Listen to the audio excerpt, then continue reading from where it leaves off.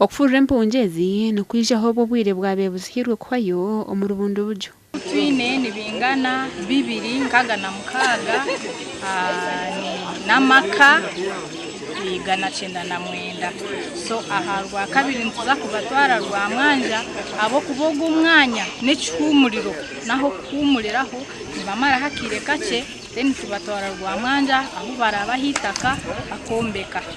Ebigamurwe abeji ba Bishop Stewart University abarukishomisho muri social work and social administration obabire bagire kwirukangirira empungezi. Yayira barambura batunga information yibari kwenda konkabije ngaronsha konkaninye baza munonga ba Bishop Stewart mwija mwekorire timwije mikono muri kugihuba mwija mwekorire mutira mwekorira ha mutwe kandi bimwaturetera twabisima.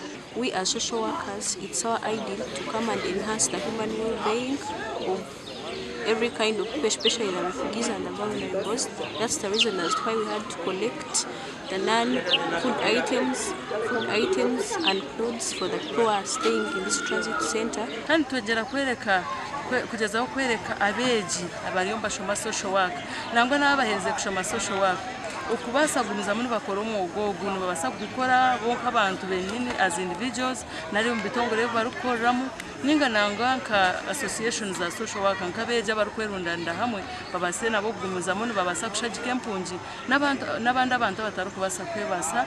Says akoraje omwejiji na shaba government okufa mitoro y'empungi bitekishika n'abanya-Uganda. Nyanyazi, they are our brothers, they are our sisters. So the government should consider those people who are internally displaced, though they are not in the settlement, but these people are going a road that they cannot be explained. Empungezi wekyo kushemerwa kwa mani bwayima yo kwebwa bintu bitari mwe na mwe. Gashobwa Gilbert Muhanguzi muri Bundibugyo.